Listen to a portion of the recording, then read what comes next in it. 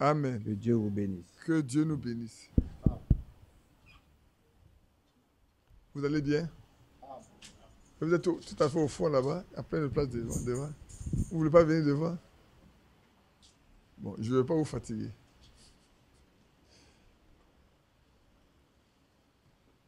D'un coup, il y a la place devant ici.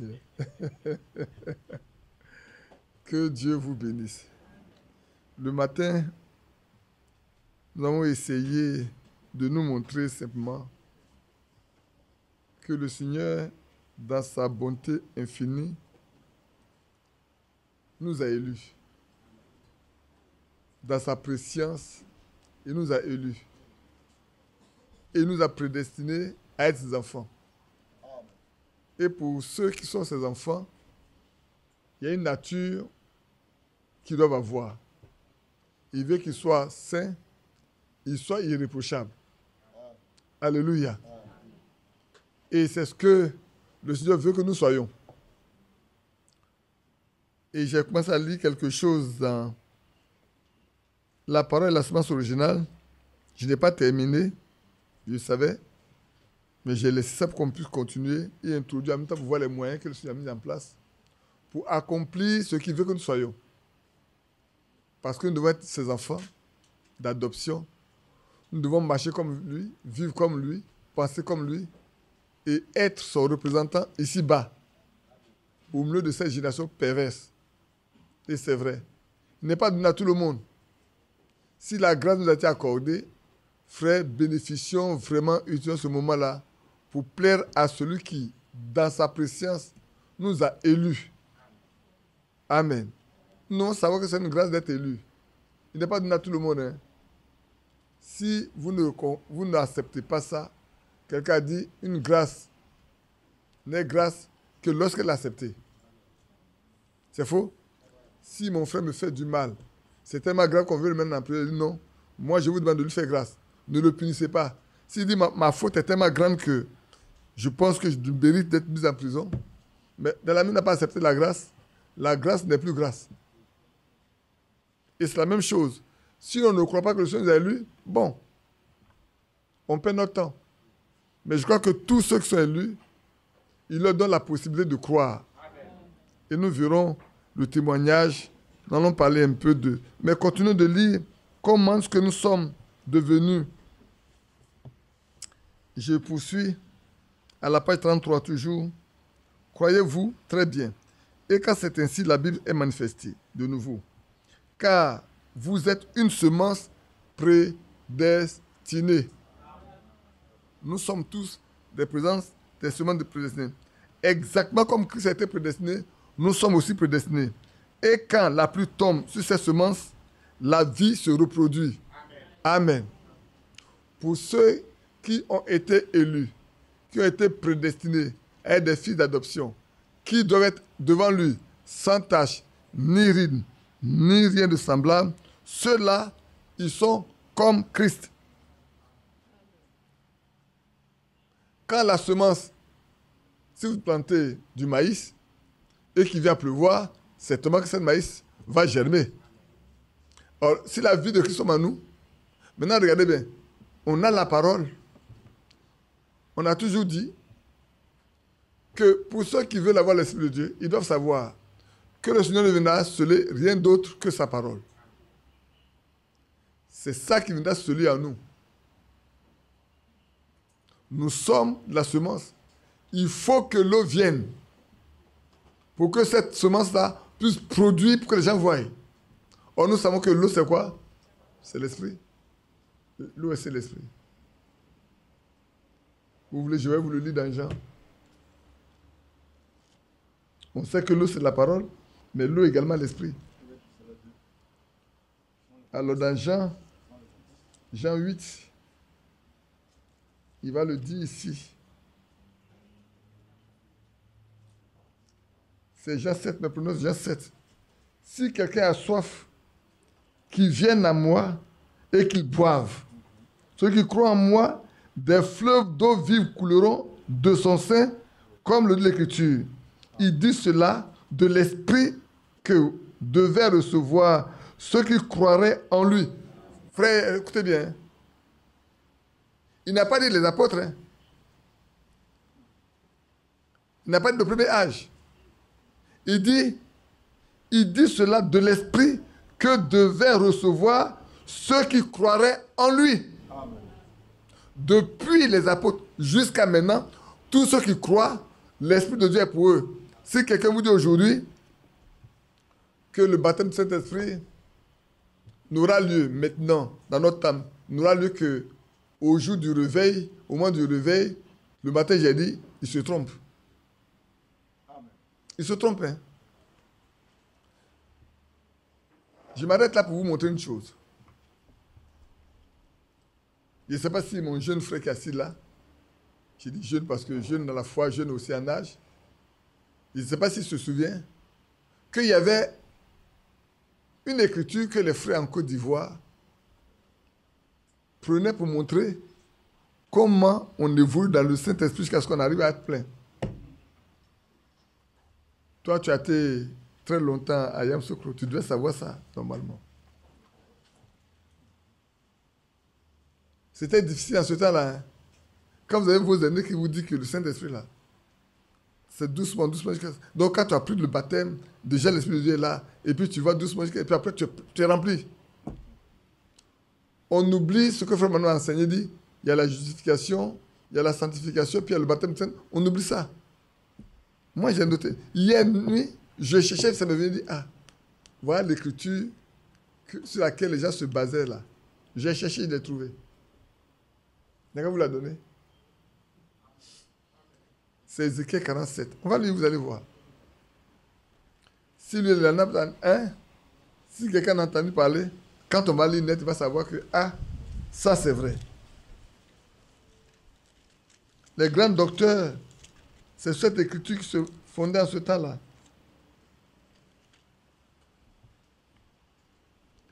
Dans Ézéchiel 47. Si c'était aujourd'hui quelqu'un disait ça là, on aurait proclamé partout tout haut qu'il a une fausse doctrine. Mais en ce temps-là, on ne voyait pas que c'était une doctrine. Hein. Parce qu'on justifiait. Parce que, comme on n'a pas le Saint-Esprit, on justifie le baptême du Saint-Esprit par ce passage. Je lis avec verset 1. Mais non, c'est le 3 jusqu'au 5, mais je lis avec verset 1, vous comprenez. Il me ramena vers la porte de la maison, et voici, de l'eau sortait sous le seuil de la maison, à l'orient, car la face de la maison était à l'orient. L'eau descendait sous le côté droit de la maison, au midi de l'autel. Il me conduisit par le chemin de la porte septentrionale. Il me fit faire le tour par dehors jusqu'à l'extérieur de la porte orientale. Et voici, l'eau coulait du côté droit. Lorsque l'homme s'avança vers l'orient, il avait dans la maison un cordeau. Et il mesura, à la main, il avait un cordeau dans la main. Il avait à la main un cordeau. Et il mesura 1000 coudées. Il me fit traverser l'eau. Et j'avais de l'eau jusqu'aux chevilles. Première étape. Deuxième étape. Il mesura encore 1000 coudées. Et me fit traverser l'eau. Et j'avais de l'eau jusqu'aux genoux. Deuxième étape. Et troisième étape. Il mesura encore 1000 coudées. C'était un torrent que je ne pouvais traverser, car l'eau était si profonde qu'il fallait y nager. C'était un torrent qu'on ne pouvait traverser. Là, on dit qu'on est rempli du Saint-Esprit. Quand on arrive là, on dit qu'on est baptisé du Saint-Esprit, on est rempli. Au début, on est baptisé, et puis progressivement, jusqu'à ce qu'on soit rempli du Saint-Esprit. Si aujourd'hui, quelqu'un se lève ça là, il sait qu'il va être torpillé. Il va recevoir tellement de flèches et tout. Mais je connais ceux qui ont prêché ça. Et il y en a même qui dit, quand tu as pris ton baptême là, tu as aussi le Saint-Esprit. Ça aussi. Tu te souviens, non? Voilà. Pour eux, quand tu es baptisé, tu sors là. C'est le baptiste. Les doctrines baptistes là, étaient là. Quand tu as pris ton baptême, tu sors. Tu as le Saint-Esprit. Pour il y en a, quand tu as cru et que tu as commencé à la cheville, c'est le baptême de Saint-Esprit qui a commencé. Donc il fallait, va profondément, doucement, vas-y, ça va arriver à tes genoux. Après, tu vas voir, tu as nagé dedans. Tu es rempli maintenant. C'est des sottises. Tous ceux qui ont prêché ça aujourd'hui, ils ne peuvent plus parler. De sorte qu'en ce temps-là, les gens évitaient de parler à la chair du baptême du Saint-Esprit. Mais quand on se réunit, chacun donne sa doctrine. Jusqu'à ce que Frère Franck prêche sur Romains 8. À partir du verset, je crois, verset, je vais vous le donner, c'est 8 également. Romains 8. Pas du verset 2. Non, je vais te donner ça, mon fils. La bande doit être encore là, c'est des années 90. La bande est encore là. Oh là là, je me souviens encore. Combien de temps n'avons-nous pas passé? Oh, tu prends à partir du verset 7. Son verset 8, après le verset 8, comme tu le dis, oui, après le verset 8, pour aller. Oh, je me souviens encore, comme hier, comme on s'était réunis là, dans le temple, là-bas, avec le tableau, où chacun se levait, faisait des démonstrations. Et puis à la fin, tout est carabiné, tout se mélange, on recommence à zéro. Et puis moi, je l'ai dit, moi, je ne comprends pas où vous allez. Moi, je comprends une seule chose. Parce que, à la réalité, pourquoi je comprenais ça, je vais vous dire le secret. C'est que pour moi, les frères du Ghana, le frère T m'avait donné les 2 livres de frère Branham qui regroupent toutes les questions et réponses. Qui sont quoi et quoi? Doctrine? Non, pas connaissance. Conduite, ordre et doctrine. Il m'avait donné ça en anglais. Et là, il a démontré clairement, en disant aux pentecôtistes, que quand vous vous référez à Jean 3, 16, ce n'est pas suffisant. Jean 3, 16 n'est pas suffisant. Oh, le Seigneur a tellement tant aimé le monde qu'il a envoyé son Fils. Avec, je crois, ne pèse point, mais qu'il l'avait dit, ça ne suffit pas. Il dit la nouvelle naissance ne se termine que dans le baptême du Saint-Esprit. Quand tu n'es pas atteint là, il ne faut pas être sûr que tu arriveras jusqu'au bout. Parce que c'est vrai. Et c'est pour ça qu'ici, on parle des élus. Les élus vont aller jusqu'à la fin. Ils ne vont pas s'arrêter en route. Les élus vont rentrer avec lui. Et c'est pour ça que, frère, faisons attention. Le temps est arrivé où nous devons soupirer après le Saint-Esprit. Ça fait partie de nous. Il doit pouvoir rentrer en nous, vivre en nous, nous conduire tous les jours. Sans lui, il n'y a pas de conduite dans la vérité. Quand il viendra, il nous conduira dans toute la vérité. On ne peut pas négliger la parole de Dieu si on l'a. Ce n'est pas possible. On vit, on soupire et on ne veut marcher qu'avec lui seul. Donc, permettons de terminer maintenant. Car vous êtes une semence prédestinée, exactement comme Christ. Et quand la pluie tombe sur cette semence, la vie se reproduit. Veillez bien sur la suite. Hein. Quand le Saint-Esprit tombe, il tombe sur ces semences que Jésus dit avoir choisies. Quand? Avant la fondation du monde. Ces semences qui ont été choisies avant la fondation du monde, c'est sur elles que tombe la pluie. Donc je reprends. Quand le Saint-Esprit tombe, il tombe sur ces semences que Jésus dit avoir choisies avant la fondation du monde. C'est alors qu'elle fut une semence prédestinée. Amen. Ce qui est écrit, qu'on l'a vu là, nous sommes des semences prédestinées. Nous avons été choisis par Jésus lui-même, avant la fondation du monde. Ensuite, elles montèrent. Ouais, il va parler de ceux qui sont montés dans la chambre. La parole se trouvait sans la vie. Tout à coup, ils eurent un bruit venant du ciel et les eaux commencèrent à couler à flot. Cela remplit véritablement toute la maison dans laquelle ils étaient assis. Et les semences commençaient à croître. Elles commençaient à se manifester. La parole de Dieu étant manifestée. Oui, frère, quand les apôtres étaient dans la chambre haute, la semence était là, mais ils avaient été mappés, il n'y avait rien. C'est vrai ou c'est faux? Ils avaient cru, non? Non. Ils n'avaient pas cru. Ils avaient tous cru. Et ils ont écouté et ils sont partis attendre. Rien n'est manifesté. Ceux du Dieu ne pouvaient pas voir quelque chose. Le maître est parti, on ne voit plus les disciples. On pourrait dire, mais où sont-ils? Ils nous ont dit qu'eux, ils ont la vérité. Le maître est parti, on ne voit plus rien. Mais on nous dit qu'il est ressuscité, nous on ne l'a pas vu. Mais eux l'ont vu. Ils ont marché avec lui pendant 40 jours après sa résurrection. Et il leur a donné des consignes plutôt, d'aller s'asseoir, allez vous attendre. Mais quand le Saint-Esprit est descendu, frère, qu'est-ce qui s'est passé? Le monde qui était venu à Jérusalem a su que quelque chose se passe. Il y a une vie qui a éclaté. Alors l'apôtre Pierre pouvait descendre pour lui dire attention. Voilà ce qu'a dit Joël. Ce que Dieu a dit Joël, c'est ça qui se manifeste. Laisse-moi terminer avec ça. Je crois que ceci est la parole. Je crois que Christ a une église et que l'église est le champ. Il faut que la parole soit dans le champ avant que l'esprit puisse faire quoi que ce soit. Qui croit? Mais nous, si la semence... Attends, la semence a ensemencé où? Je vais vous citer l'écriture. Qu'on a, non? Prenons Matthieu 13.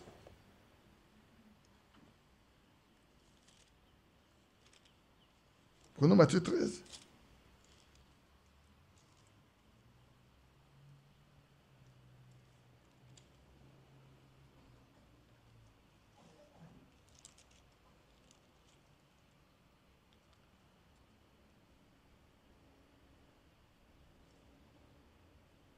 Où est-ce que je suis dans Matthieu 13? Je suis dans Matthieu 12 ici.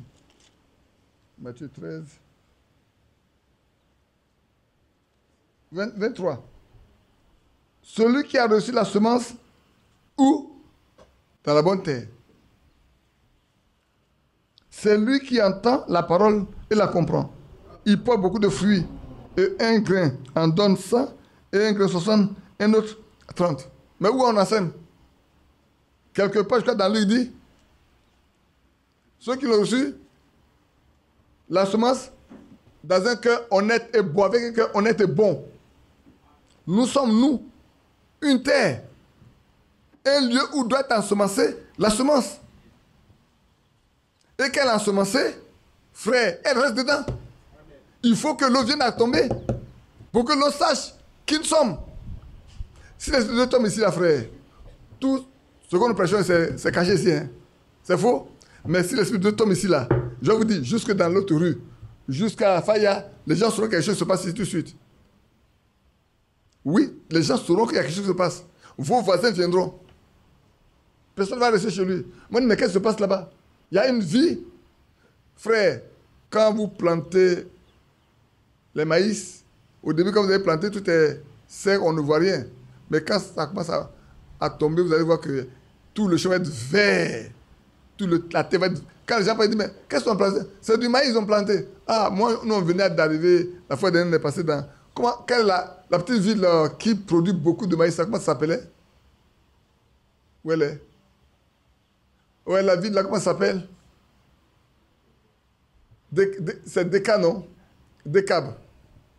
C'est une petite ville, hein? Une petite ville de Chicago. Mais dans leur région, ils sont les premiers en termes de production de maïs. Vous arrivez là, vous voyez toutes les terres là, toutes les terres sont vertes. Tu dis que c'est quoi ça? C'est le maïs. Ici, c'est quoi? C'est le maïs. Tout est vert. Il dit, dans 2 mois d'arriver ici, vous allez voir que tout est le maïs qui a grandi. Mais si on n'avait pas ensemencé les grains de maïs, il n'y aura pas de vie. Mais maintenant qu'ils sont au printemps, il a plu, tu vas commencer à aller de l'avant. Tout est vert. Dans peu de temps, ils vont récolter le maïs. Mais c'est comme ça la même chose pour nous, frères.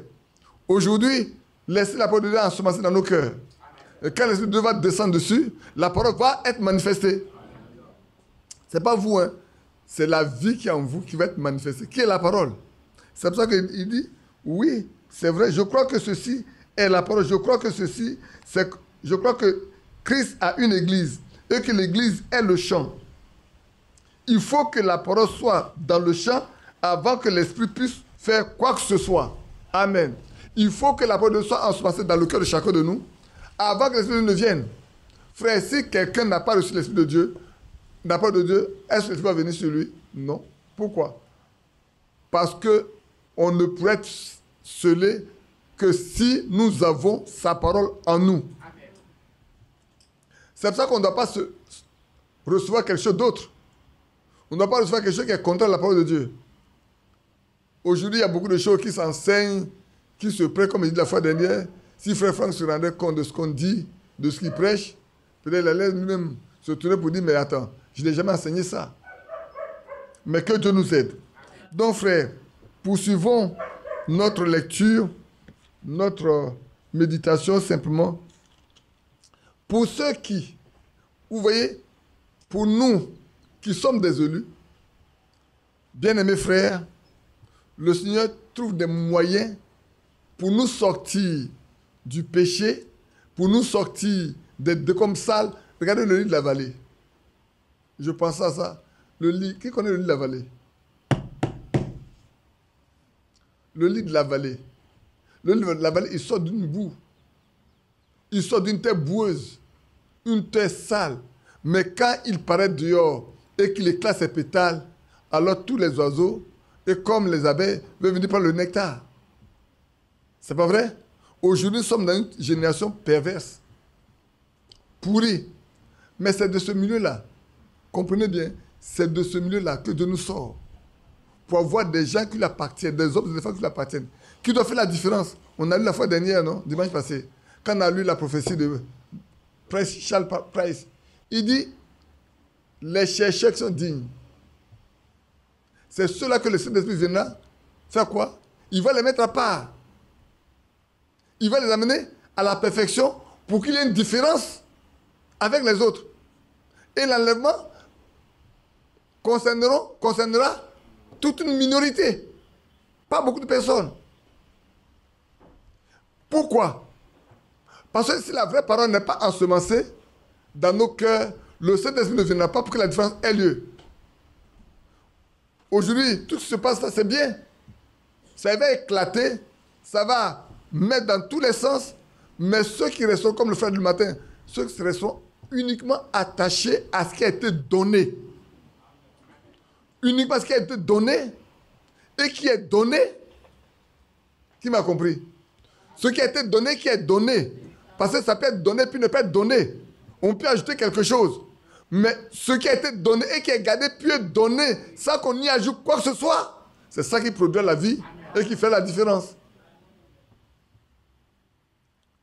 Et pour que nous en arrivions à ce stade, sortant de cette vie de péché, le Seigneur s'est donné lui-même, comme il dit le matin, il dit, je donne ma vie. Comme ils sont en moi, comme il les a choisis, je ne vais pas les laisser périr. Je vais donner ma vie pour qu'ils viennent à moi, parce qu'ils m'appartiennent. Ils n'appartiennent pas à quelqu'un d'autre. Hein. Frère, vous n'appartenez ni à Frère Branham, ni à Frère Franck, ni à Frère Badi. On appartient à personne d'autre qu'à lui seul. Ceux de Wesley n'appartiennent pas à Wesley. Hein. Ceux de Paul n'appartiennent à Paul. Écoutez bien ce que l'apôtre dit. Il y en a qui disent, je suis de Céphas. D'autres de Paul. D'autres de Apollos. Il dit, mais qui est Apollos? Qui est Céphas? Qui est Paul? C'est Christ qui est quelque chose. Aujourd'hui, frère, si tu veux appartenir à quelqu'un, appartiens à un seul qui est Christ. Et c'est pour ça qu'on va dire, c'est lui qui est devenu la victime expiatoire. Sans avoir donné sa vie, il n'y a pas de pardon de péché. C'est le moyen qu'il a déployé pour nous sauver. Il nous a choisis. Il savait qu'on va tomber dans le péché. Il le savait. Il savait qu'on allait connaître des conditions difficiles. Il le savait. Mais pour pallier cela, il a choisi un moyen pour nous préserver, pour nous sortir de là, afin que ce soit agréable à lui. On peut lire dans 1 Jean 2. 1 Jean 2. Pour gagner du temps, peut-être je sauterai quelques passages bibliques, mais je m'en irai rapidement pour ne pas que... 1 Jean, chapitre 2, verset 2. J'ai lu la partie verset 1 d'ailleurs. Pour vous qui notez, c'est 1 Jean, chapitre 2, verset 2. Mes petits enfants, je vous écris ces choses afin que vous ne péchiez point. Et si quelqu'un a péché, nous avons un avocat auprès du Père, Jésus-Christ le juste. Il est lui-même la victime expiatoire pour nos péchés, et non seulement pour nous, pour les nôtres, mais aussi pour ceux du monde entier. Jésus est la victime expiatoire. C'est lui qui expie nos péchés. C'est pour ça qu'il a donné sa vie pour nous à la croix.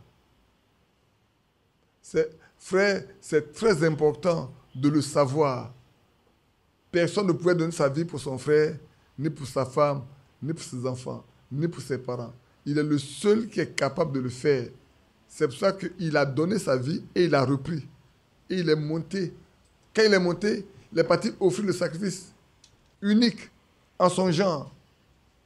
Lui-même, il est parti offrir le sacrifice. Ici, on lit d'abord au verset, il dit, il est notre avocat. Oh, c'est merveilleux. Quand le juge devient avocat, tu as tout gagné. Quand celui qui doit juger là est ton avocat, tu n'as rien à craindre. Mais c'est vrai. Quand je dois me retrouver devant celui qui est le juge, mais en même temps, il est celui qui me défend. Frère, dites-moi, il connaît le droit qu'il va lire. Et il a pris des dispositions pour que moi, il soit protégé. Oh, c'est beau, hein. C'est comme ici, il est la victime expiatoire, mais il est aussi le souverain sacrificateur. Celui qui fait le sacrifice, c'est lui. Mais le sacrifice, c'est lui-même. Il est le sacrifice et c'est lui qui fait le sacrifice. À partir de ce niveau, il ne peut qu'offrir un sacrifice parfait. Les sacrificateurs du temps d'Aaron et de ses fils, leur sacrifice, c'est vrai, mais il n'était pas parfait. Parce que la pensée, la mémoire du péché était répétée chaque année, chaque année. Et ces sacrificateurs-là, ils meurent. C'est faux? J'ai même noté le passage concernant Aaron.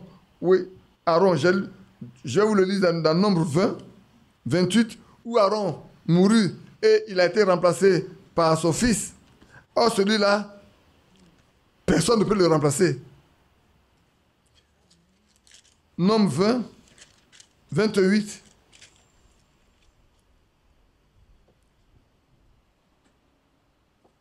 Je vais lire à partir du verset 23 pour donner le contexte. L'Éternel dit à Moïse et à Aaron, vers la montagne de Hor, sur la frontière du pays d'Édom. Aaron va être recueilli auprès de son peuple, car il n'entrera point dans le pays que je donne aux enfants d'Israël, parce que vous avez été rebelles à mon ordre aux eaux de Mériba. Prends Aaron et son fils Éléazar et fais-les monter sur la montagne de Hor. Dépouille Aaron de ses vêtements et fais-les revêtir à Éléazar, son fils. C'est là qu'Aaron sera recueilli et qu'il mourra. Moïse fit ce que l'Éternel avait ordonné. Il montait, oh frère. Je ne sais pas, mais tu vois bien. Est-ce que vous voyez quelque chose? L'homme, il a servi jusqu'à... Il doit mourir. Et Dieu donne un ordre à Moïse. Donc, Aaron sait qu'en montant cette montagne-là, il ne reviendra plus. C'est quelque chose, hein? Il a servi. Il dit, tu ne rentreras pas dans le pays. Parce que tu as été rebelle aux eaux de Mériba. Monte avec son fils. Un fils qui sait que là, il monte là. C'est pour remplacer son père. Les habits même que son père a portés pour faire le sacrifice pendant tout le temps, c'est à lui que ça va revenir. Ça ne vous bouscule pas. Moi, ça me bouscule fort de voir que là, Dieu donne un ordre. De là, tu montes, tu ne descendras plus, c'est fini. Je continue. Il montait sur la montagne de Hor, aux yeux de toute l'assemblée. Moïse dépouilla Aaron de ses vêtements. Il a fait revêtir à Éléazar son fils. Aaron mourut là. Dès qu'on lui a enlevé les vêtements et qu'on a revêtu son fils là, il expira. Au sommet de la montagne, Moïse et Éléazar descendirent de la montagne. Toute l'assemblée vit qu'Aaron avait expié. Toute l'assemblée vit qu'Aaron est mort. Et toute la maison d'Israël pleura Aaron pendant 30 jours. Mais le nôtre ne meurt pas. Ce qui fait la différence, le nôtre, il ne meurt pas. Il donne sa vie et il la reprend. De sorte qu'il vit désormais éternellement. Et il a été écrit dans Après chapitre 1, dit, oh là là, disons après chapitre 1, pour voir que le nôtre, celui qui a fait notre sacrifice ne meurt pas. Je suis le premier et le dernier, verset 18, et le vivant. J'ai été mort, et voici, je suis vivant au ciel des siècles. Je tiens les clés de la mort et du séjour des morts. Frère, lui, il tient les clés des morts du séjour. Si je suis dedans, il va me faire sortir. Il est mon avocat. Il est mon rédempteur. Il est mon souverain sacrificateur. Il est sacrificateur du Très-Haut selon l'ordre de Melchisédek. Et vous allez vous rendre compte que, frère, il y a quelque chose de très important dans ce qu'il a fait. Que je lis, je me précipite, je le lis avec vous. Pour que vous voyez simplement que là, il est notre sacrificateur. Je vais sauter quelques passages pour aller un peu plus rapidement. Allons dans Hébreux chapitre 5.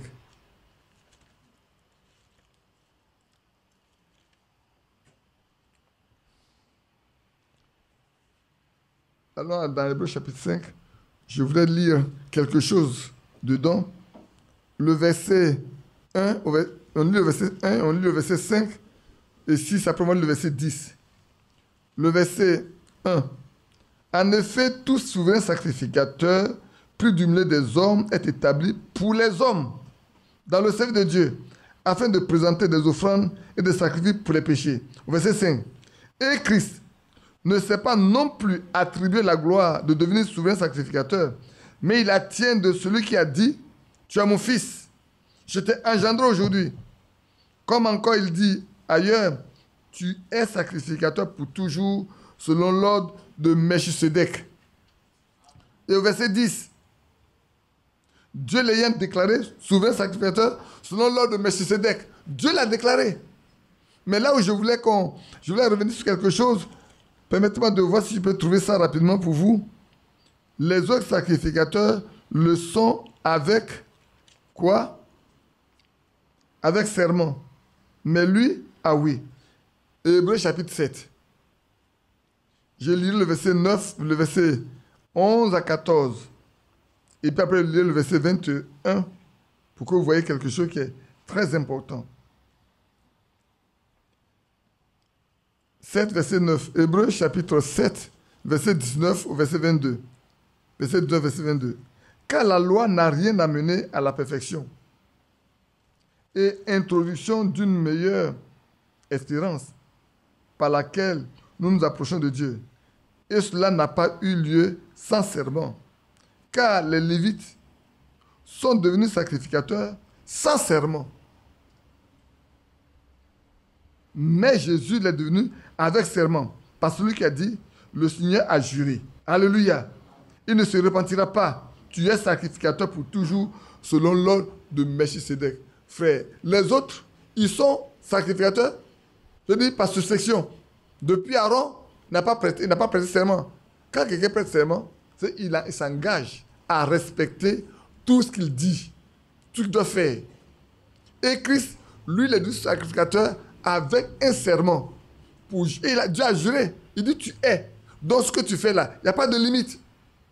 De sorte que, frère, quand tu es pris par Christ, personne ne peut venir discuter de quoi que ce soit. Le Seigneur existe. La promesse est faite comme au temps d'Abraham. Quand Dieu a juré à Abraham avec serment, est-ce que Dieu est revenu derrière là-dessus? Non. Tu auras des enfants, tu possèdes ce pays, et Dieu l'a exécuté jusqu'à la fin. C'est comme un testament. Quand le testateur vit, ce n'est pas disant, mais dès que le testateur meurt, le testament prend force de loi. Et ici, frère, nous devons savoir que notre souverain sacrificateur n'est pas devenu souverain sacrificateur par succession. Non. Dieu a juré que toi, tu es souverain sacrificateur comme selon l'ordre de Melchisédek, pour toujours. Il n'y a pas d'arrêt, il n'y a pas de fin. La preuve en est que ceux d'Aaron ne s'exercent plus depuis que Christ est mort, il est ressuscité, il est monté. Et vous savez bien comment, depuis que le temple de Jérusalem est détruit, où sont les sacrificateurs comme avant? Les gens adorent dans les synagogues, c'est vrai. Mais où est l'âge de l'alliance? Parce que frère, ce dont on parle là, c'est devant l'âge de l'alliance, devant l'âge là, c'est devant là qu'ils font le sacrifice perpétuel. Là où le sacrificateur rentre une seule fois par an, c'est là où se fait. Mais depuis, ça ne se fait plus. Pourquoi? Parce que quand le Seigneur mourait à la croix, ce jour-là, la Bible nous dit que le voile a été déchiré du haut jusqu'en bas. Et on avait accès au lieu très saint. C'est fini.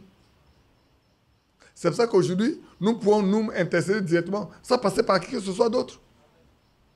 La porte est ouverte pour nous. Et c'est vrai. Oui, frère, nous qui avons été élus dès avant la fondation du monde, qui avaient été prédestinés pour être des enfants d'adoption, ouvrez les moyens que Dieu déploie pour nous ramener à la maison. Pour nous ramener à sa nature.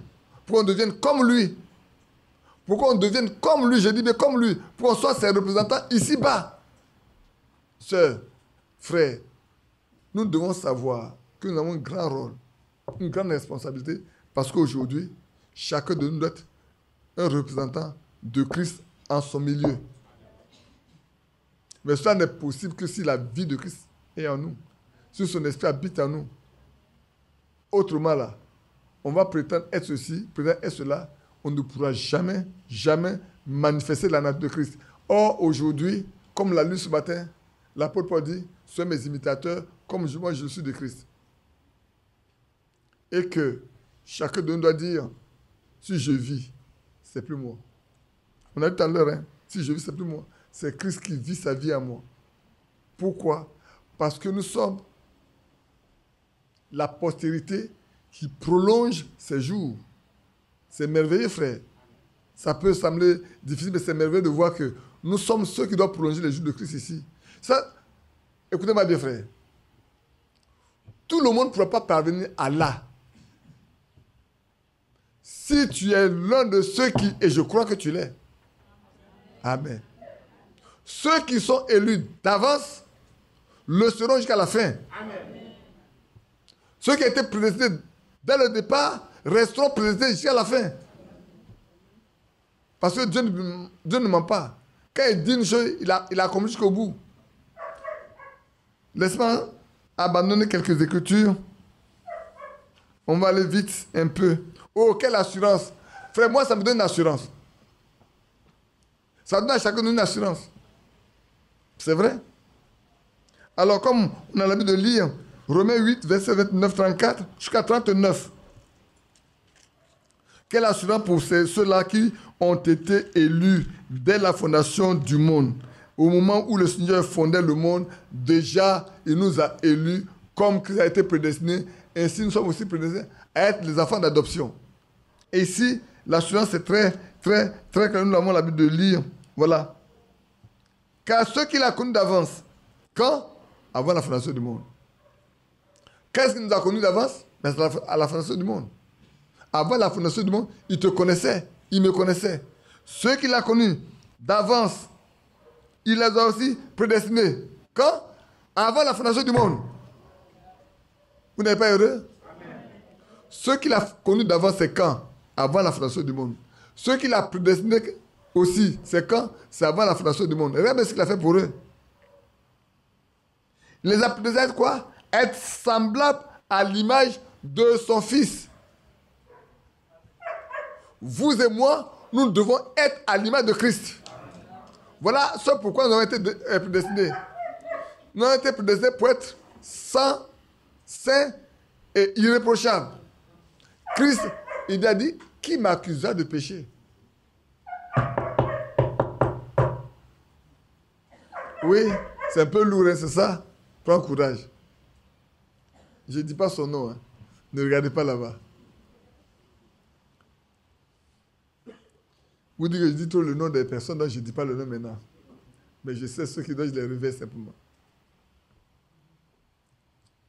Ceux qui l'ont connu, oh là là, moi je suis l'un d'eux. Il m'a connu d'avance. Et il m'a prédestiné à être semblable à l'image de Christ. Frère, nous le serons.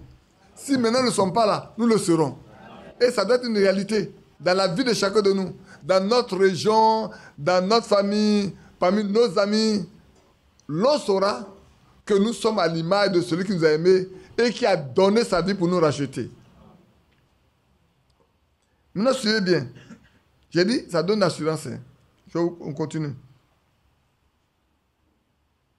Être semblable à l'image de son fils, afin que son fils soit le premier-né de beaucoup de frères. Et ceux qu'il a prédestinés, il les a aussi appelés. Et ceux qu'il a appelés, il les a aussi justifiés. Et ceux qu'il a justifiés, il les a aussi glorifiés. Amen. Que dirons-nous donc à l'égard de ces choses? Dieu est pour moi. Je prends ça. Qui sera contre moi? Dieu est pour nous. Qui sera contre nous? Frère, Dieu est pour nous. Qui sera contre nous? Quelle grande assurance. Lui qui n'a pas épargné son fils, mais qui l'a livré pour nous tous, comment ne nous donnera-t-il pas aussi toutes choses avec lui? Amen. S'il l'a donné pour nous, il ne pourra rien nous refuser. Il nous donnera tous avec lui. On poursuit. Qui accusera les élus de Dieu? C'est Dieu qui justifie. Amen. Qui les condamnera? Christ est mort, bien plus, il est ressuscité. Il est à la droite de Dieu et il intercède pour moi. Amen. Quelle assurance. Non, laissez, frère, laissez tout ce que se dire. Je dis peut-être à la fin. Vous allez me supporter un peu, c'est ça, non? On est à 16 heures, vous allez me supporter un peu pour qu'on arrive à la fin. Oh là, il reste beaucoup d'écriture. Hein. Maintenant, ça ne va pas, on va finir ça à la veillée. On a encore la possibilité de finir ça 5 minutes pour déjà la veillée. Or, le moyen qu'il a déployé nous donne une assurance telle que, frère, on doit être heureux de marcher avec lui, de poursuivre le chemin avec lui. Je poursuis. Qui nous séparera de l'amour de Christ? Frère, on a lu dans Éphésiens chapitre 1, Éphésiens 1, vous vous souvenez de ce qu'on a lu? C'est par amour qu'il nous a adoptés. Je le relis pour que vous voyez bien. Oh, l'amour de Dieu manifesté en Christ pour nous. Ici, au verset 5, dit, il nous a prédestinés dans son amour à ses enfants d'adoption. Il nous a prédestinés pour que sont dans son amour les enfants qu'il adopte. Et ici, il nous dit qu'il nous séparera de l'amour de Christ. Est-ce la tribulation, ou l'angoisse, ou la persécution, ou la faim, ou la nudité, ou le péril, ou l'épée? Rien de cela ne peut séparer l'un de ceux qui a été élu d'avance, prédestiné d'avance. Rien. Cela qui est écrit, c'est à cause de toi qu'on nous met à mort tout le jour, qu'on nous regarde comme des brebis destinées à la boucherie. Mais dans toutes ces choses, nous sommes plus que vainqueurs par celui qui nous a aimés. Amen. Je puis tout par celui qui me fortifie, a dit l'apôtre Paul. Quand je suis faible, c'est en ce moment que je suis fort. Pourquoi? Parce qu'il y a un qui me donne la force et la vigueur. C'est celui qui m'a élu, qui m'a prédestiné. Frère, le matin j'ai dit, on va le voir ce soir. Il n'y a rien qui arrive qui ne soit prédestiné. Si vous avez été prédestiné, vous allez voir également ce soir, ce même soir précédent, à la veillée, que rien n'arrive simplement comme ça. Tout est prévu pour nous. Ça peut choquer, mais rien n'arrive au hasard. Tout part de la main de celui qui nous a prédestinés. Car j'ai l'assurance. Tu as une assurance, toi? Tu as une assurance? Où tu l'as souscrite? Ton assurance, tu l'as souscrite où? Ton assurance, tu l'as souscrite où? Car j'ai cette assurance-là. Mon assurance, c'est en Christ. C'est avec lui que j'ai souscrit l'assurance. Ce n'est pas avec une maison d'assurance qui va mourir demain. Les maisons d'assurance, il y en a qui tombent en faillite. Ce n'est pas dans une maison d'assurance Quand tu souscris et puis quand il y a un accident, là, maintenant, on cherche à savoir si tu as raison ou tu as tort là. Non, c'est pas là-bas. Ici, tu as toujours raison. Oui, ici, il y a toujours raison. Tous les dégâts que le diable va provoquer là, j'aurai toujours raison. Car j'ai l'assurance que ni la mort, ni la vie, ni les anges, ni les dominations, ni les choses présentes, ni les choses à venir, ni les puissances, ni la hauteur, ni la profondeur, ni aucune créature ne pourra nous séparer de l'amour de Dieu manifesté en Jésus-Christ, notre Seigneur. Pourquoi? Parce qu'avant la fondation du monde, nous avons été prédestinés dans son amour à être. Ce n'est pas maintenant, frère. C'est maintenant.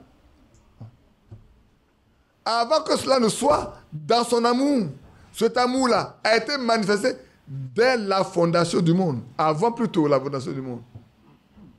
De sorte que la mort vienne, que la maladie vienne, que la pauvreté vienne, que l'ennemi s'élève.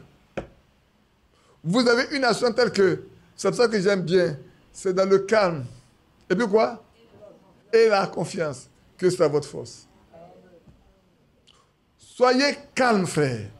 Quand vous avez une assurance, tout ce qui arrive là, vous savez, le prix a été déjà payé avant. Tu conduis simplement, tu dis, si ma voiture là, on vient casser la vitre, j'ai une assurance. Il n'est pas besoin de payer. J'ai une assurance, tout risque. J'ai une assurance, tout risque. Mon assurance, c'est tout risque. Hein. Cette assurance, tout risque là, on peut discuter avec toi. Mais là-bas, ici, là, on ne discute pas avec. C'est déjà fait. Regardez bien. Regardez bien. Celui qui donne l'assurance, c'est celui qui m'a pris et qui m'a gardé dans ses mains. C'est lui qui me conduit. Et si quelque chose doit arriver, lui le sait d'avance. Est-ce que je me trompe? Si quelque chose doit arriver là, lui le sait d'avance. Moi, il ne sait pas. Qui sait ce qui va lui arriver d'ici 20 heures? Personne. Le frère Lambert me racontait une histoire. On lui a prescrit des médicaments qu'il doit prendre. Après le repas. Et il n'a pas pris ça après le repas. Il a pris ça même avant d'avoir mangé. Et ça a commencé par devenir compliqué. Il voit tout noir. Il a dit à sa femme que ça ne va pas. Sa femme a fait quelque chose rapidement, il a mangé, il s'est retrouvé. Et puis il voyage. Il tombe sur le cou d'une femme qui devait prendre ses médicaments après le repas. Elle n'a pas pris ça après le repas, elle a pris ça avant le repas. Vous savez ce qui s'est passé? Elle a commencé à dégénérer. On l'a pris pour aller dans un centre hospitalier. Avant qu'ils arrivent là-bas, elle est morte. Et m'a dit, mais c'est ce qui aurait pu m'arriver. J'ai dit, ça ne peut pas t'arriver parce que toi, tu es dans la main de quelqu'un qui dit que tu n'as pas encore fini avec toi. Ça vous surprend. J'ai dit, non, ça ne peut pas t'arriver. Parce que tu es dans la main de quelqu'un qui contrôle ta vie. Il n'a pas encore fini avec toi. Quel droit finir et te prendre? Mais là, si tu es passé par là, c'est que ce n'est pas le moment pour toi de partir. Sois tranquille. Ce qui arrive à cette femme-là, ça peut arriver, on pourrait lui dire, mais ce n'est pas à toi que ça doit arriver. Elle n'a pas d'assurance. Mais toi, tu as une assurance qui te garantit la vie. Amen. Et j'étais là où on était parti. J'étais notre frère Zézé, Anis, que beaucoup connaissent. Il nous racontait ce qui s'est passé au cours des événements de 2011. Là. Il dit les gens l'ont poursuivi quand le gars l'a trouvé. Puis, il a mis son âme là comme ça. Un calache. Pas. Sur lui. Il est toujours là. Rien n'arrive. Le monsieur regarde. Et puis il a commencé par le chicoter. Parce que les gens là-bas ne rentrent pas. Il pense qu'il est doté d'une puissance, quelque chose. Non. C'est Dieu qui le protège. Amen. Frère, quand tu as mis ton âme là, Dieu a enlevé ce qui tue là-dedans. Tu entends le bruit, pas. Mais ce qui va tuer là, Dieu a enlevé. Parce qu'il n'a pas fini avec lui. Il n'a pas fini avec lui. Frère. Il y avait un autre frère également à Boaké, c'est la même chose. Lui aussi, on a tiré sur lui pendant 3 coups. On a tiré 3 coups sur lui. Rien n'est arrivé. Le gars pense qu'il a quelque chose sur lui. Tu ne peux pas prendre.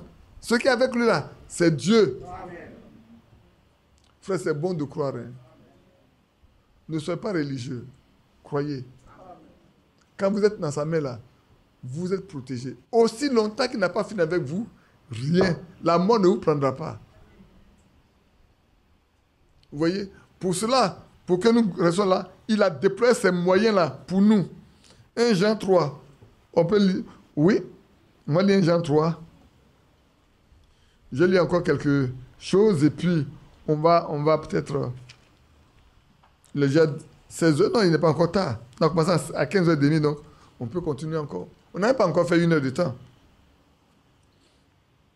Lisons dans 1 Jean 3.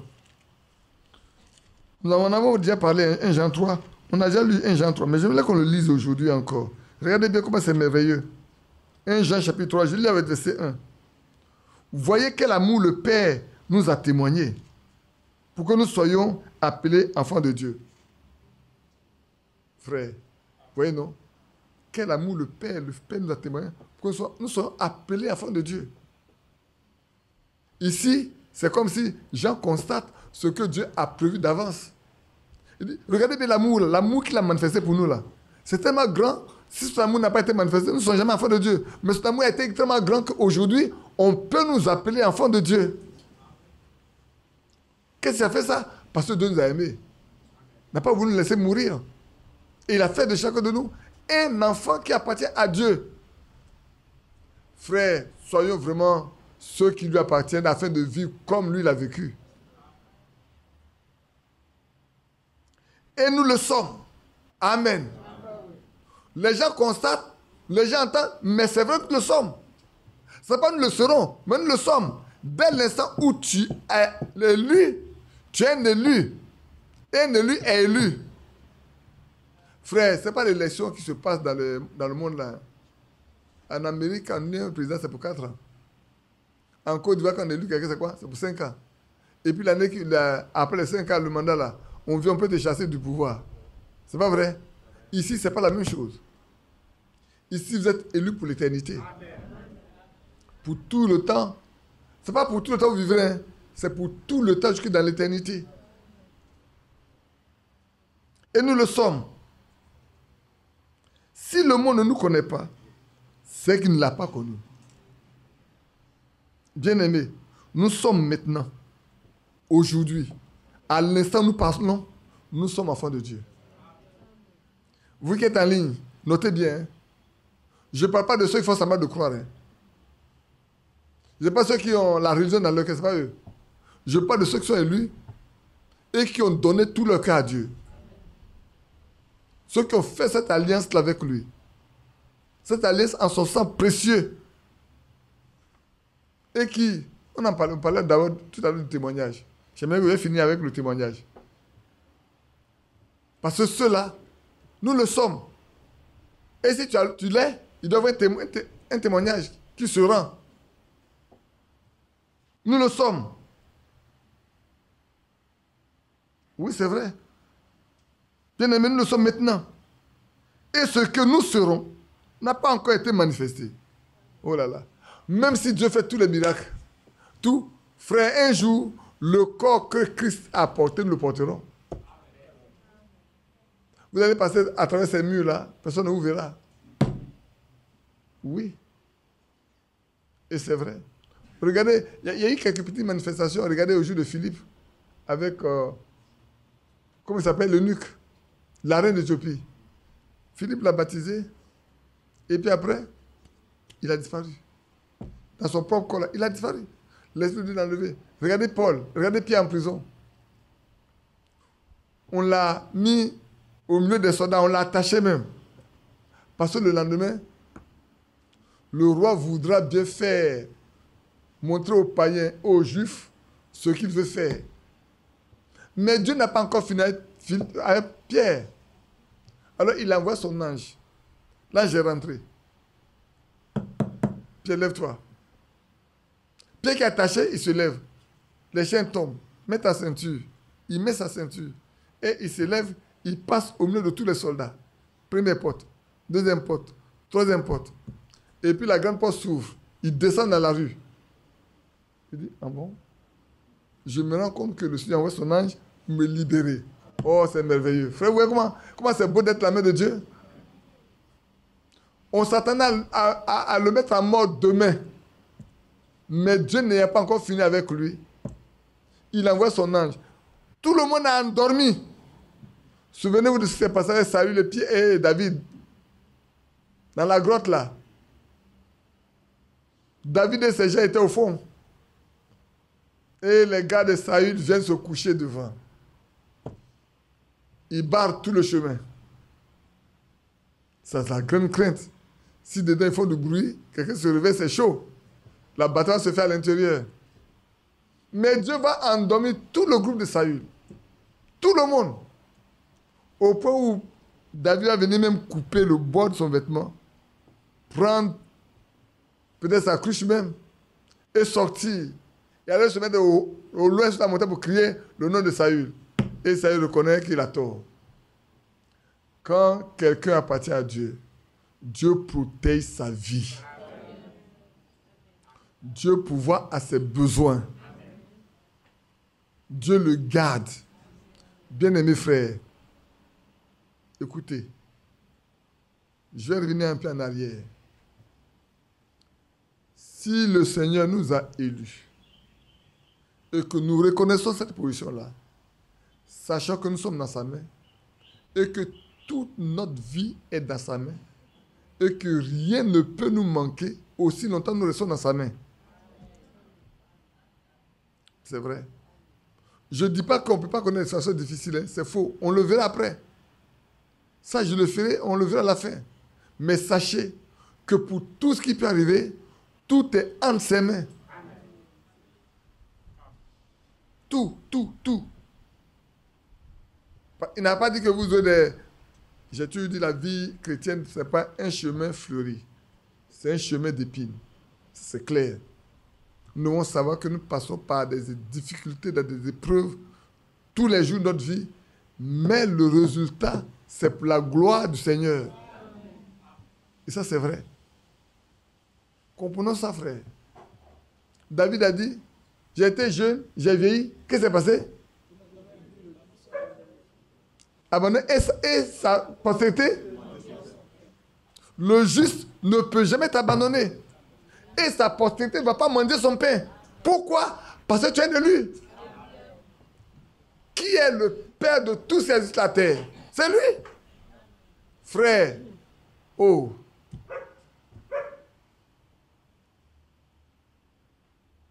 Peut-être vous ne faites pas attention. Avec les bâches, vous ne voyez pas. Mais les oiseaux viennent toujours ici.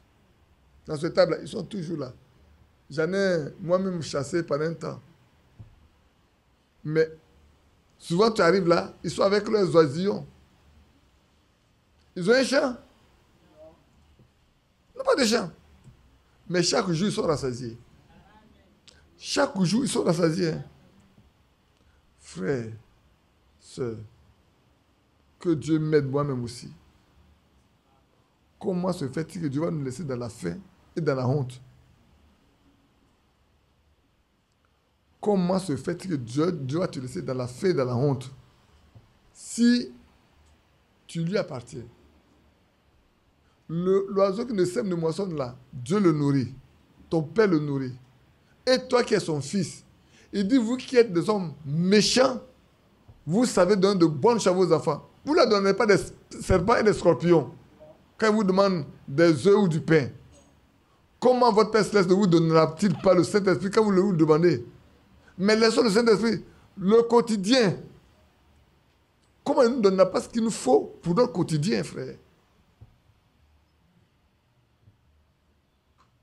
Je vais nous ramener à ce point-là, frère. Si on ne peut pas, on n'a pas assez de foi pour voir ce qui est simple, comment aurons-nous la foi pour l'enlèvement?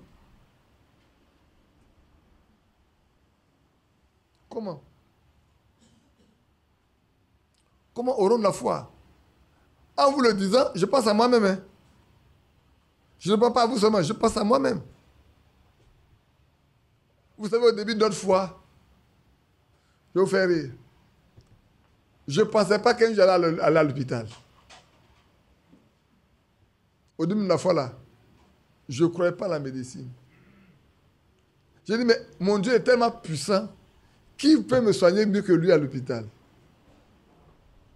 Mais il reprend, il enseigne, il instruit. Et un jour, j'ai pris une bombe à aérosol, là, j'ai pulvérisé, là, j'ai avalé beaucoup de choses. Et mes poumons étaient en train de pourrir. J'ai prié, rien n'y fit. J'ai dit, Seigneur, tu veux que j'aille à l'hôpital? Je vais aller à l'hôpital. Je vais rencontrer ce médecin-là. Si je ne le rencontre pas, je vais venir à la maison. Je ne ferai pas un autre. Mais si je vais, je ne veux pas 2 médicaments, pas 3 médicaments. Il n'a qu'à me prescrire un seul médicament. Alors je souhaite, c'est toi. Frère, je ne vous parle devant le Seigneur. Au jugement là, ça sort là comme frère. Je vais, je tourne la dame. Elle me prescrit la rascobine. Le seul médicament qu'elle va me prescrire, c'est la rascobine. Je viens, je prends 2 comprimés, 3e jour, tout est fini. Mes poumons sont restés forts jusqu'à aujourd'hui.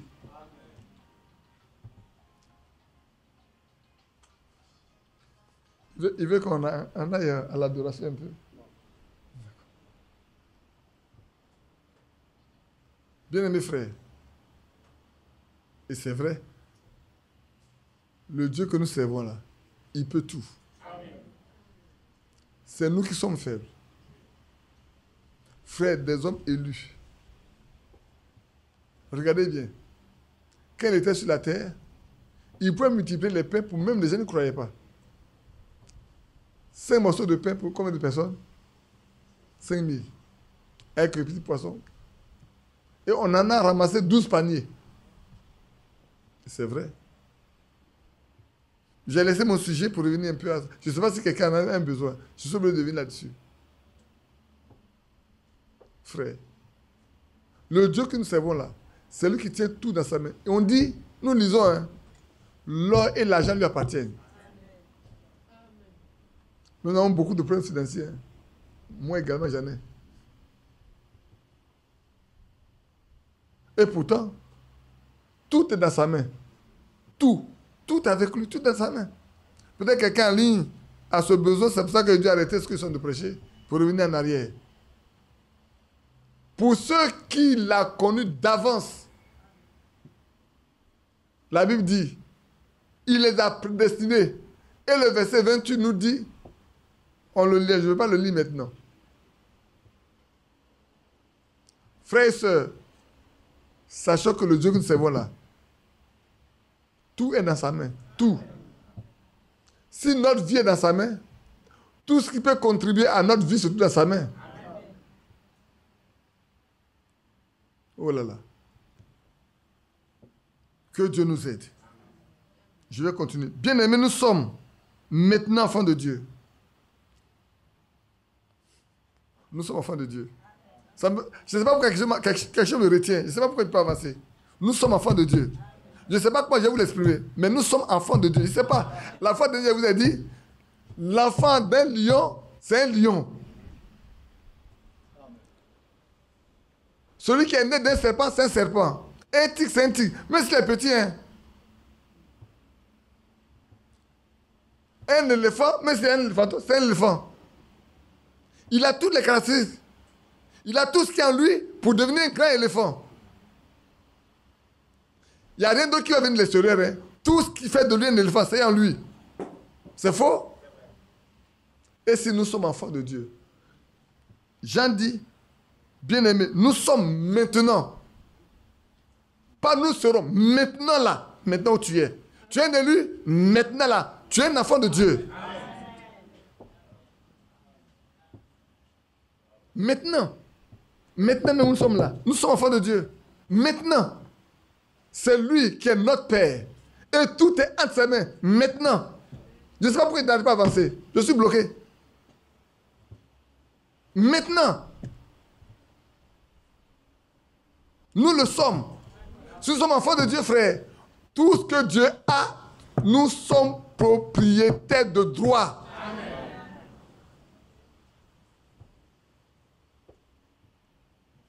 C'est vrai. Et c'est pas faux, c'est vrai. Quelqu'un a besoin, maintenant où tu es là, tu es fils, tu es un enfant de Dieu. Peut-être que tu seras plus tard là, il n'a pas encore manifesté, mais maintenant il te dit, tu es un enfant de Dieu. Et j'ai été prédestiné pour ça. Il a payé le prix pour ça. À Golgotha, il a donné le moyen pour ça. De sorte que rien ne peut nous manquer. Qu'est-ce qu'on a lu dans Romains? N'est-ce pas revenir en arrière avec Romains? Romains 8, qu'est-ce qu'il a dit? Regardez frère. Romains chapitre 8, il dit ceci. On a lu tout à l'heure. Romains 8. Qui nous séparera de l'amour de Christ? Sera-ce la tribulation, ou l'angoisse, ou la persécution, ou la faim, ou la nudité, le péril, ou l'épée? Rien. Cela qu'il est écrit, c'est à cause de toi qu'on nous met à mort tout le jour, qu'on nous regarde comme les brebis destinées à la boucherie. Mais dans toutes ces choses, nous sommes plus que vainqueurs par celui qui nous a aimés. Amen. Car j'ai l'assurance de mon salut par la présence du Seigneur Jésus. Son sang m'a lavé, m'a racheté. L'Esprit Saint m'a régénéré. J'ai l'assurance de mon salut par la présence du Seigneur Jésus. Son sang m'a lavé, m'a racheté. Et l'Esprit Saint m'a régénéré. C'est mon histoire, c'est là mon chant. Louez mon Sauveur à chaque instant. C'est mon histoire. Est-ce que c'est ton histoire toi aussi? Est-ce que c'est là vraiment ton chant? Qu'est-ce que tu as comme histoire à raconter? Louez mon Sauveur. Il faut que tu aies quelque chose à raconter, mon frère et soeur. Quel témoignage rends-tu? C'est mon histoire. C'est mon histoire. C'est là mon chant. Louez mon Sauveur. Louez Jésus Christ à chaque instant. C'est mon histoire. C'est mon histoire. C'est là mon chant. Louez mon Sauveur. Louez mon Sauveur à chaque instant. Même la mort, ni la vie, ni les anges, ni les dominations, ni les choses présentes, ni les choses à venir, ni la puissance, ni la hauteur, ni la profondeur, ni aucune autre créature ne pourra nous séparer de l'amour de Dieu manifesté en Jésus-Christ notre Seigneur. Frère, rien ne peut nous ôter ce qui a été promis pour nous. Nous le sommes. Manifestons ce que nous sommes. Demandons au Seigneur de manifester en nous ce que nous sommes. Frère, il y a, je ne sais pas comment il faut l'appeler, il y a des caractéristiques, il y a des attributs de Dieu qui doivent se manifester en nous. Nous le sommes. Vous êtes sûr? Qui est sûr qu'il est maintenant? Et c'est vrai. Et ces attributs doivent se manifester à travers chacun de nous. Dans la vie de chacun de nous. Nous devons prouver que Christ n'est pas mort, qu'il est vivant. Et c'est vrai. C'est le temps où ça doit être frère. C'est le temps où ça doit être ainsi ma soeur. Pour nous, je sais que notre soeur s'est levée. Que Dieu entende sa prière. Vous vous souvenez de Anne, la femme d'Elkanah, la maman de Samuel. Ce jour-là, elle a tellement prié que Le sacrificateur pouvait penser, mais fais passer ton vin. Elle dit, ta fille n'est pas quoi? Une ivrogne, une femme perverse. Ce sont les douleurs dans mon cœur que j'exprime devant Dieu. Elle dit, mais lève-toi, va, car Dieu t'a écouté. Et l'année prochaine, quand elle venait pour consacrer un enfant. Oh, Seigneur, ne veux-tu pas faire la même chose pour nous aujourd'hui? Ne veux-tu pas agir ainsi parmi nous? Souviens-toi simplement. Exerce ta miséricorde envers nous et tes compassions.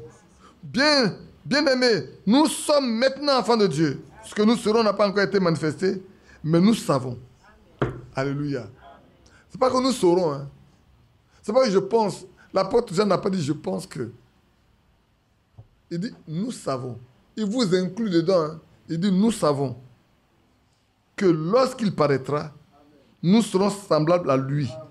Parce que nous le verrons tel qu'il est. Maintenant, pour l'instant là, purifions-nous comme lui est pur. Laissons-nous purifier comme il est pur.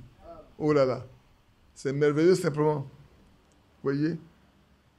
Et puis comme je l'ai lu ce matin, dans Colossiens 3, il a dit que lorsque, lisons quand même, on va le lire, dans Colossiens chapitre 3, verset 3 à 4, que nous avons déjà lu auparavant. Vous savez, on en a parlé longuement. Car vous êtes morts et votre vie est cachée en Christ, avec Christ en Dieu. Quand Christ, votre vie paraîtra, vous paraîtrez aussi avec lui dans la gloire. Que Christ soit la vie de chacun de nous. Et c'est vrai. C'est merveilleux de voir que notre Seigneur est réel, il est vrai. Est-ce qu'on peut continuer? Laisse-moi dire quelque chose. Je voulais seulement qu'on parle un peu du témoignage. Pour ceux qui sont ici, il y a un témoignage. Oui. Pour ceux qui sont ici, il y a un témoignage. Il donne le témoignage. Pour ceux qui sont appelés, pour ceux qui sont prédestinés, pour ceux qui sont élus avant, Dieu donne un témoignage. Afin qu'ils aient l'assurance dans leur cœur. Tout le monde dit, j'ai l'assurance. Oui, mais cette assurance demeure. Pour que cette assurance demeure, il faut que Dieu te donne un témoignage. C'est pas vrai? Lisons pour Pierre d'abord, dans Galates 4. Non, c'est pas pour Pierre, c'est pas pour Paul encore. C'est pas pour Paul encore. Mais on va le lire dans Galates 4. On va lire le verset 6 et le verset 7 dans Galates chapitre 4. Maintenant, voilà ce qui est écrit. Et parce que vous êtes fils, Dieu a envoyé dans nos cœurs l'esprit de son Fils, lequel crie Abba Père. Ainsi, tu n'es plus esclave, mais fils. Et si tu es fils, tu es aussi héritier par la grâce de Dieu. Ici, un esprit, non pas n'importe quel esprit, l'esprit de Dieu doit crier en toi Abba Père. Tu dois pouvoir recevoir ce cri en toi. Oui, Père. Pas toi-même, mais l'Esprit de Dieu doit le faire en toi. Pour que tu aies cette assurance-là que, vraiment, les gens parlent d'être élus, mais moi, j'ai l'assurance. J'ai le témoignage de mon assurance. C'est vrai. Et parce que vous êtes fils, Dieu a envoyé dans nos cœurs, regardez ce que l'apôtre Paul dit. Et parce que vous êtes fils, Dieu a envoyé, pas dans vos cœurs, dans nos cœurs, l'esprit de son Fils qui crie, lequel crie Abba Père. Celui qui a l'esprit de Christ lui appartient. Et c'est l'esprit de Christ qui crie à nous Abba Père. Ce n'est pas notre esprit. C'est l'esprit de Dieu. On peut lire encore Romains 8. Vous me dites, mais Romains 8, là, on lit beaucoup. Hein? Oui, il y a beaucoup de choses dans Romains 8. Romains 8, le verset 15. Et vous n'avez point reçu un esprit de servitude pour être encore dans la crainte. Mais vous avez reçu un esprit d'adoption lequel, par lequel nous crions Abba Père. Par lequel nous crions. Ici également, frère, voilà le témoignage. Vous n'avez point reçu un esprit de servitude pour être encore dans la crainte, mais vous avez reçu un esprit d'adoption par lequel nous crions Abba Père. L'Esprit lui-même rend témoignage à notre esprit que nous sommes enfants de Dieu. L'Esprit lui-même rend témoignage à notre esprit. Frère, quand vous avez reçu ce témoignage, vous ne pouvez qu'être content, heureux de savoir que vous êtes sur un chemin pour lequel il n'y a plus de retour. On ne peut plus retourner à ce qu'on veut être. Hein. On ne peut que continuer ce chemin-là. On ne peut que marcher avec lui. Parce que désormais, on porte son joug. Et son fardeau est léger. Nous recevons de lui les instructions. Et nous allons de l'avant. Oh, c'est beau d'être un élu, frère. C'est bien, c'est beau d'être prédestiné. Parce que tout ce qui a été préparé t'appartient également. Tu es là-dedans. Et tu marches avec. C'est vrai? Que Dieu soit loué. Qu'il nous aide. Je lirai 2 choses pour terminer. Lisons dans Jean 6, 37 et 34. Est-ce qu'on n'a pas lu ça ce matin? Jean 6, 37 et 34.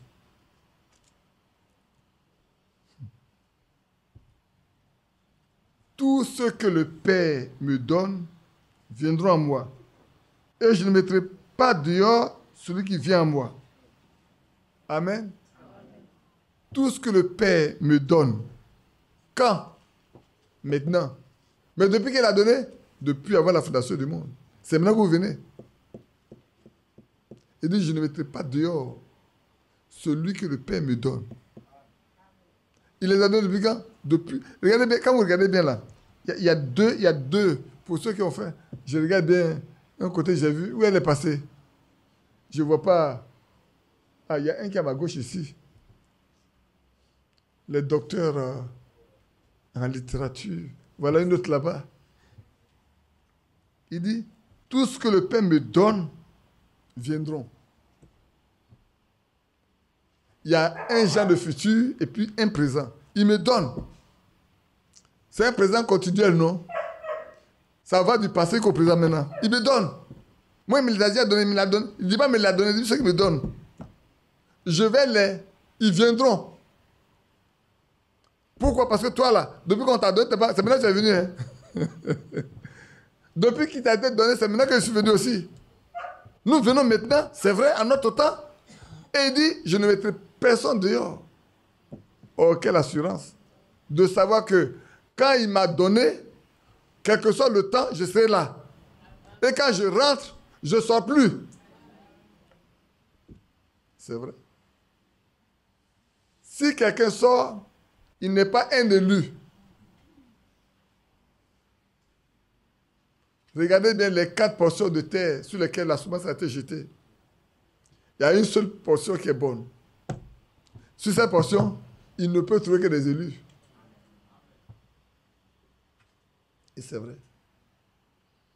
Je peux continuer le verset 44. Nul ne peut venir à moi. Si le Père qui m'envoie ne l'attire, et je le ressusciterai au dernier jour. Tu ne peux pas venir. Frère, voilà pourquoi beaucoup ne peuvent pas venir. C'est le Père qui attire. Voilà pourquoi on ne peut pas de Dieu à quelqu'un pendant des années, il ne se convertira pas. Parce qu'il n'est pas fait pour ça.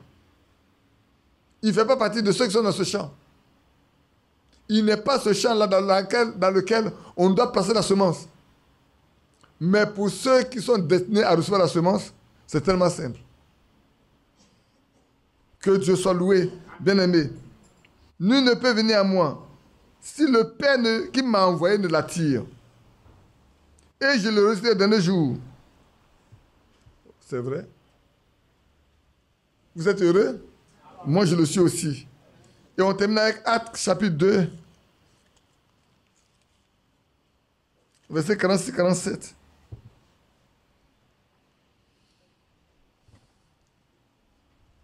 Je ne vais pas aller trop loin. Ça fait à peu près 2 heures pour la journée, ou 2 heures et demie pour la journée. Ce ne serait pas mauvais non plus. Ils étaient chaque jour tous ensemble assidus au temple. Ils rompaient le pain dans la maison et prenaient leur nourriture avec joie et simplicité de cœur, louant Dieu et trouvant grâce auprès de tout le peuple. Et, conjonction de condamnation, le Seigneur ajoutait chaque jour à l'Église ceux qui étaient sauvés. Quand ils étaient sauvés? Avant la fondation du monde. Et ceux-là, chaque jour, lui-même les appelait. Chaque jour, il les appelait. Chaque jour, il les attirait. Mais ils avaient été avant la fondation du monde. Pourquoi? Parce qu'ils étaient élus avant. Pourquoi? Parce que, frère, Christ a été immolé dès la fondation du monde. Qui croit que c'est vrai? C'est écrit, hein, dans Apocalypse chapitre 13. Je le lis avec vous. Pour que ceux qui lisent comprennent. Verset 8. Et tous les habitants de la terre l'adoreront. Ceux dont le nom n'a pas été écrit dans le livre de vie de l'agneau, qui a été immolé dès la fondation du monde. Si quelqu'un a des oreilles, qu'il entende. Si quelqu'un est destiné à la captivité, il ira en captivité. Si quelqu'un tue par l'épée, il faut qu'il soit tué par l'épée. C'est ici la persévérance et la foi des saints. Pour nous qui avons été avant la fondation du monde, nos noms ont été écrits dans le livre de vie de l'agneau. Et alors nous pouvons être heureux de savoir que, frère, l'Esprit de Dieu criera à nous, par notre témoignage. Il rend témoignage à notre esprit que nous lui appartenons. Que Dieu nous bénisse. Amen. Que Dieu bénisse chacun de nous. Je voudrais qu'on s'arrête ici. On verra le reste lors de la veillée. Oh, donner les éléments du choix. Comment est-ce que Dieu a choisi? Comment il choisit? Maintenant. Et après, on passera en revue quelques élus qui ont été attirés. Qu'est-ce qui s'est passé dans leur vie? Quels sont les moyens? Comment Dieu a fait? On parlerait un peu ainsi et là pour que chacun de nous s'assure. Donc, frère, nous avons de l'assurance que celui qui nous appelera, nous marcherons avec lui jusqu'à la fin. Et pour cela, nous donne les moyens de nous convaincre qu'il est avec nous. En nous donnant à nous, à chacun de nous, le témoignage par son esprit qui est en nous. Nous le savons, et c'est vrai. Il a établi son alliance pour ne pas que cela passe inaperçu. Il a établi une alliance et celui qui est venu réaliser l'alliance est l'auteur lui-même de l'alliance. Il est l'avocat, il est le sacrificateur, il est la victime expiatoire, il est tout. Il est le juge. Et cela, il a fait ça pour seulement les élus. Pour ceux qu'il a prédestinés dès la fondation du monde. Pour ceux qu'il a connus avant la fondation du monde, au commencement. Que Dieu nous bénisse. On peut se lever ensemble. Oh, que c'est beau, un monde nouveau nous attend là-haut, auprès de l'agneau. Christ, notre roi, ce nous régnera, et dans sa douceur séchera nos pleurs. Sous son regard, ayant notre part à la joie humaine, et nous fera naître.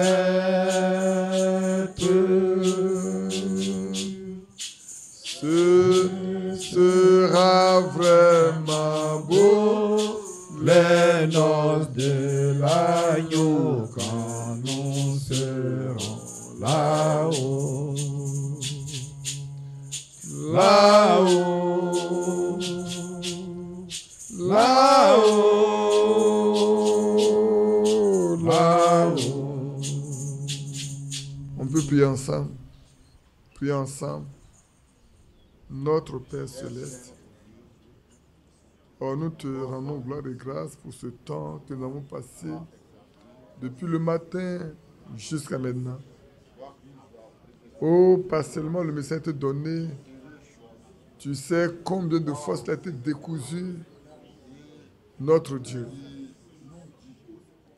Me demandant même si j'ai pu le rendre comme je l'ai ressenti dans mon âme et dans mon cœur. Mais tu es capable, toi, de remettre de l'ordre là où les choses n'ont pas été dites comme se veut. Si je n'ai pas dit à propos, remets de l'ordre courir simplement, Seigneur. En donnant cette assurance à nous, à chacun de nous, à chacun de tes enfants, à ceux qui écouteront, que Père, c'est toi qui nous as appelés, c'est toi qui nous as choisis, c'est toi qui nous as établis, c'est toi qui nous as prédestinés. Et de sorte que, Père, nous ne pourrons pas quitter ce chemin-là. Nous ne pourrons aller nulle part en dehors de toi. Garde chacun de nous. Conduis nos pas. Expie nos iniquités, nos péchés, nos manquements. Nettoie nos mains sales, nos mains souillées, nos cœurs souillés, nos lèvres souillées. Seigneur, pardonne tout. Et que, Seigneur, nous puissions agir en demeurant dans ta parole. Nous puissions parler, Seigneur, en connexion avec ta parole. Que nous soyons unis avec toi. Le temps est venu, Père Tout-Puissant, que tes enfants forment un seul corps en Christ, unis en toi par le Saint-Esprit, marchant de sainteté en sainteté, de droiture en droiture, de justice, car tu as dit que celui qui est juste soit encore juste, que celui qui est saint se sanctifie encore, mais que celui qui est souillé se souille davantage, que celui qui est juste pratique l'injustice, qu'il n'en soit pas ainsi. Oh Dieu, que tu accomplisses ce que tu as écrit dans Malachie 3, que la différence soit nette, complètement nette, en ceux qui marchent avec toi et ceux qui ne marchent pas, Père. Viens au secours de chacun de nous. Conduis nos maisons, nos enfants, nos frères, nos sœurs. Oh, comme j'ai l'habitude de demander, fais de la main de chacun de nous comme celle qui était chez Corneille. Des hommes étaient pieux. Ils priaient continuellement. Ils craignaient Dieu. Donc de te craindre, d'être pieux et de prier sans cesse et sans relâche. Accorde le Père au nom de Jésus-Christ. Amen. Que Dieu nous bénisse. Pour vous asseoir.